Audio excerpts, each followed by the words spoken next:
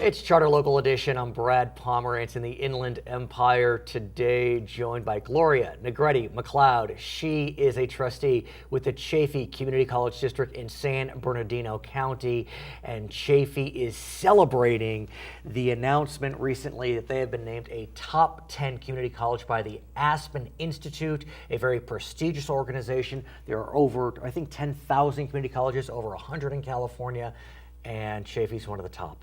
That's correct. What does that mean? Well, it means that we were judged that we are providing the services to the students to whatever criterion that the Aspen Institute wanted done. This is huge news. I mean, to be an Aspen finalist really says a lot about what the institution is doing.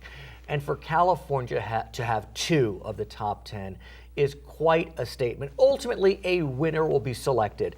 But regardless, top 10 in the nation. I mean, tell me about Chaffey. What makes it such a remarkable institution? Well, I think over the years, Chaffey has always been known for its academic endeavors. But now they're judged on how far we have moved to provide the services in our mission statement for the students, and that being that they graduate, right, that they provide services while they're there, that they have top-notch instructors, and that students come out well-rounded as they leave the institution. I read the statement of the Aspen Institute in providing that top 10 designation, and one of the reasons why is the Aspen Institute said that Chaffey was specifically serving Hispanic students well.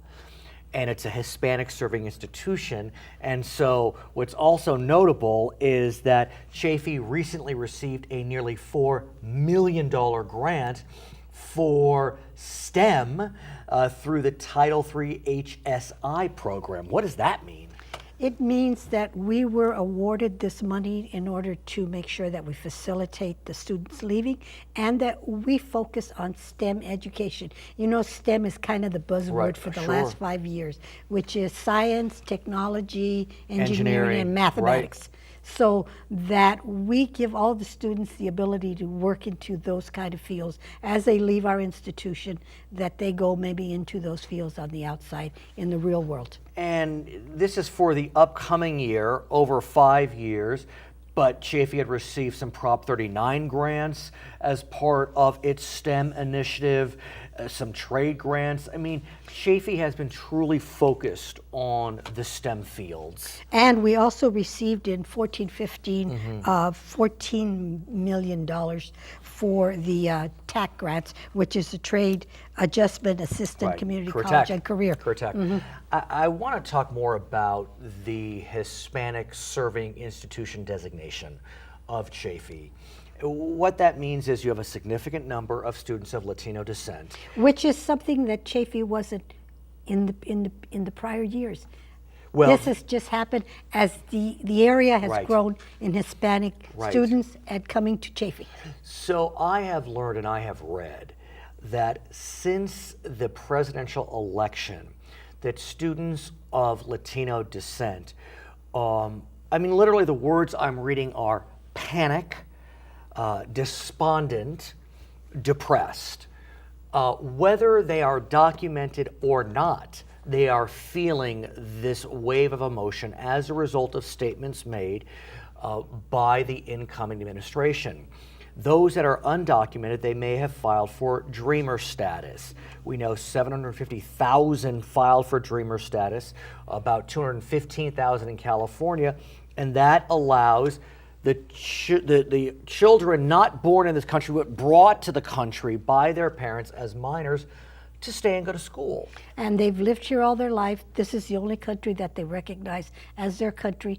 And they, you know, the DACA program, which is the Dreamers, allowed them to then get work permits, licenses, so that they could further their education. And I understand, just reading the papers and looking at television, that many of them are just panicking of what is going to happen when the new administration comes in. What's remarkable about their wave of emotions is that it seems to be based upon statements by the candidate, by Donald Trump, who was very clear that he wanted to see DACA reversed. It was a presidential executive action. You are a member of Congress. You know that those orders can be reversed by a successive president.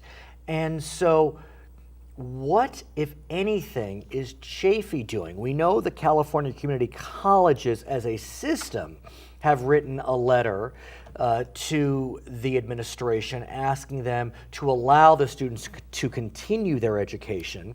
But we have 61,000 California community college students that are DACA. And at any moment, they could have their status revoked.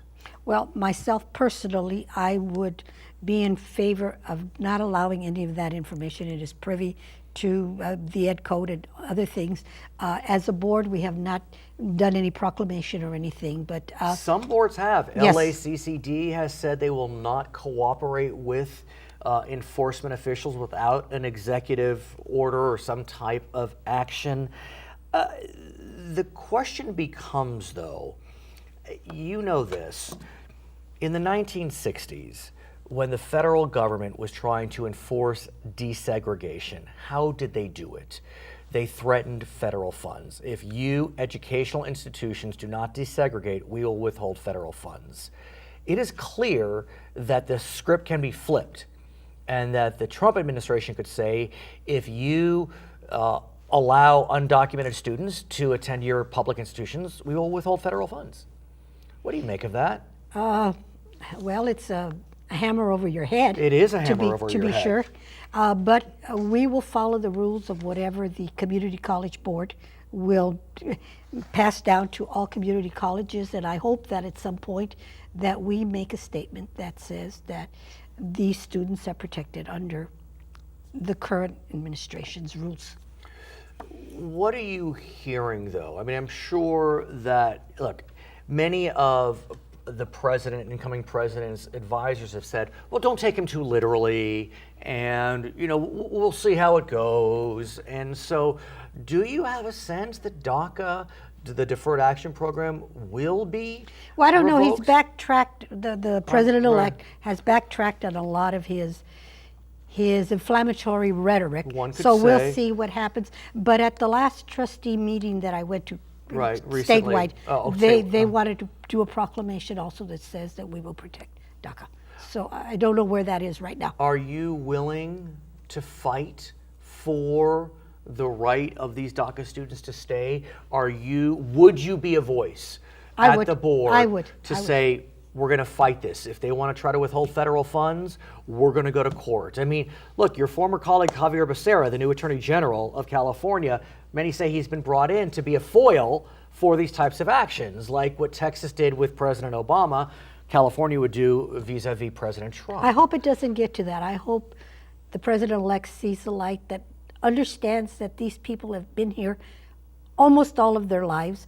They are Americans in a sense. They're not documented, but Well, they what are. about your former Republican colleagues on the Hill? You were a member of Congress. What do you make? Californians were totally different Right. than the rest of the things.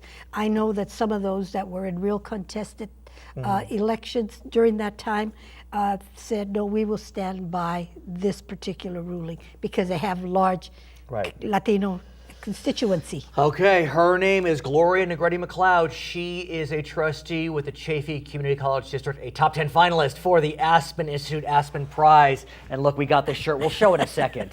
I'm Brad Pomerance. It's Charter Local Edition.